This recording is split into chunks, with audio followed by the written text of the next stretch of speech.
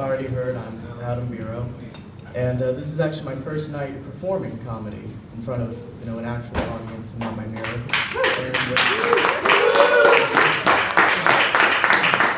thank you very much. I appreciate it. And yeah, I'm a little bit nervous, and I was talking to my friend about it, and he asked me, well, what are you going to do for your routine? And it was in that moment I realized he had thought so much more about this than I had. In 5 seconds, he put so much forethought into it, I was stunned. And I have no forethought, honestly, I don't. I try to think about my future, though, I do. Like when I'm like 50 or something, and I have a plan for it, honestly, I do. What I want to do is I want to buy a cabin in the woods, and then when, I don't know, wait about 30 years, and then go in there and die. That's my plan. And just like disappear. Don't tell anyone. Just leave it a secret. Buy that cabin when I'm 50. Leave it for 30 years. Don't keep it up at all. Let animals run fucking wild in it. Just completely shit everywhere. Walls are falling apart.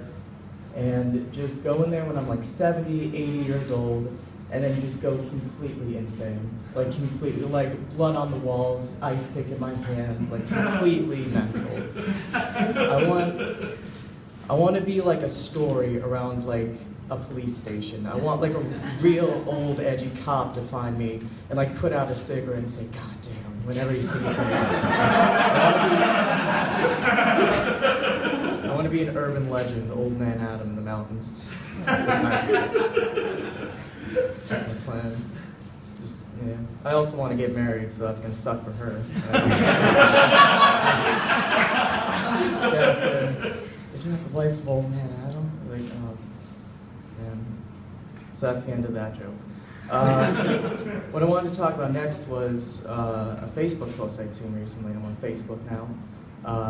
And I saw one, and it said, if your best friend needed a kidney, would you give it to them?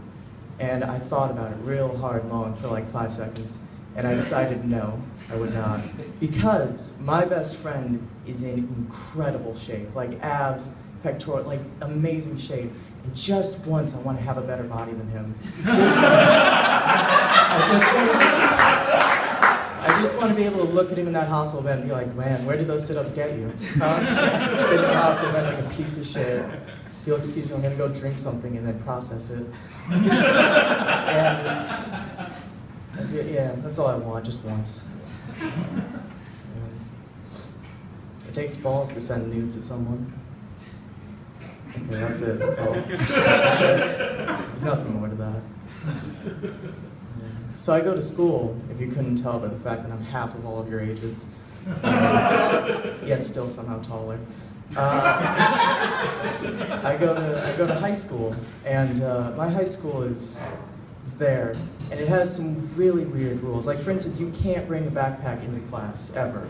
But you can bring a drawstring in there, which is like a backpack, but not. So the rules really are, cohesive. And so what I do is I take a giant drawstring, I fill it with all my stuff, and I bring it to every class, and I love it. I love it so much because every teacher takes a look at me and thinks, there's that piece of shit Adam cheating the system again, because they look at me like I need to take that backpack away, and then they get close and they're like, oh shit, it's a drawstring. They can't do anything. They have to sit there like a little bitch while I take out all of my books and sit at their class. And I really like it because I've kind of started a revolution, because everyone hated that rule. And now everyone brings drawstrings, and they all, bring everything in it. And it's gotten to the point that when a teacher calls me out on it, I don't have to defend myself. Everybody does it for me. They all immediately gang up on the teacher. It's like, no, it's a drawstring.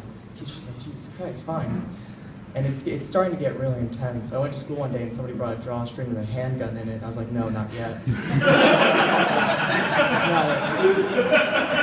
not quite there. Give it a few weeks maybe, but not quite there. It isn't that big a deal.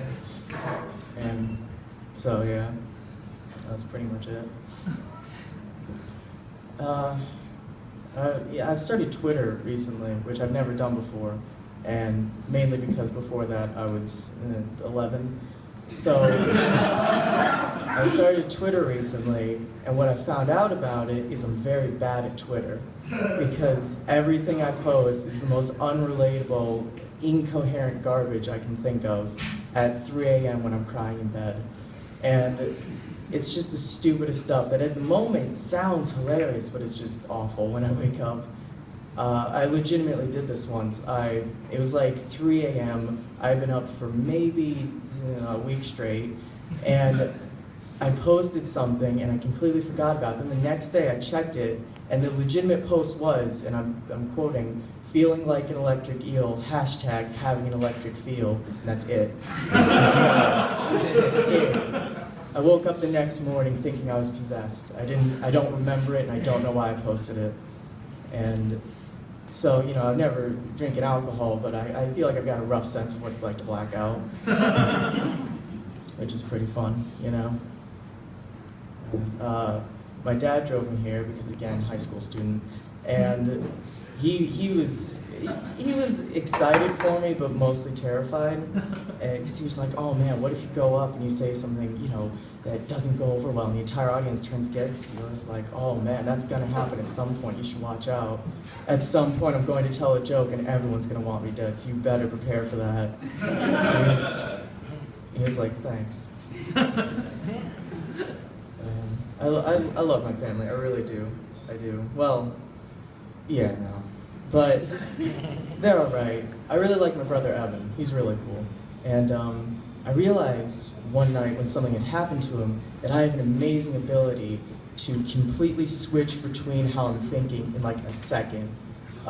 One day, he got in a car accident, and it wasn't anything serious. He broke his shoulder blade, and that was it, and then he was fine.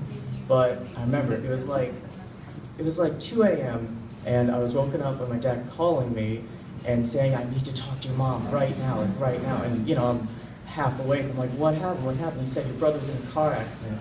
And I, you know, immediate panic, like "Oh my God, what happened? Is everything okay?" I immediately woke up, and then he said, "No, he's fine. He just broke his shoulder blade." And I went right back to tired. I didn't spend 2 seconds more worrying about it. I was like, "He broke his shoulder blade, then fuck him. Who cares? He's fine."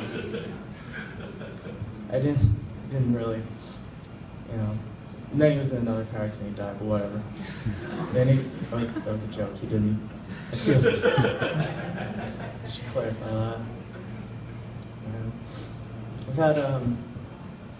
I've had a lot of weird experiences in my life. I don't really, you know, what to do in some of them. Sometimes I kind of panic and I, you know, forget how to think and do stuff like a rational human being.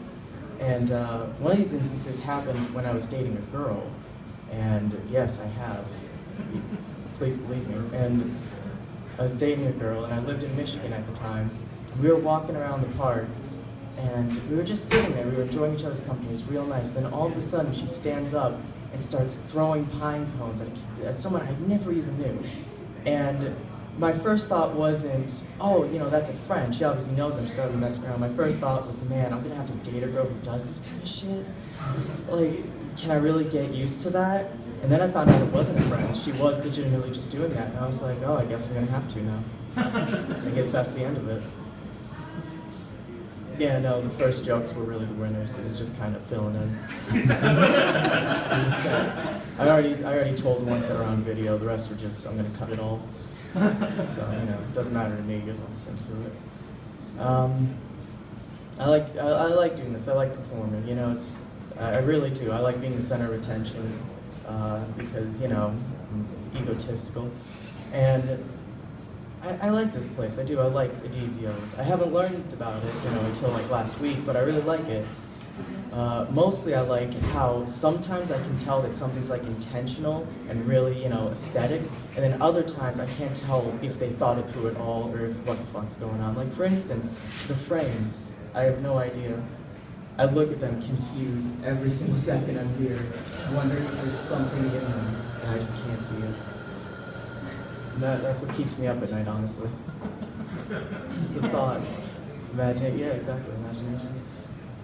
And, you know, the jokes. But that's basically it. How much time do I have left? Can we wrap it up, please? I told the winners I'm done. I'm good. Time, this meeting was here. Yeah. How much time do I have left? Finish a joke. Finish a joke? Okay.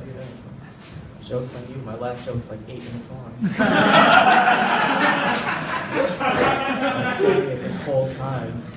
And right at the end, I'm going to cut before the punchline. No. I do actually have another joke.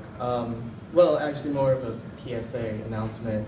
To all the girls out there who are constantly calling their boyfriends daddy, I gotta say, I know you enjoy it, and I'm sure he does too, but please stop roping me into that.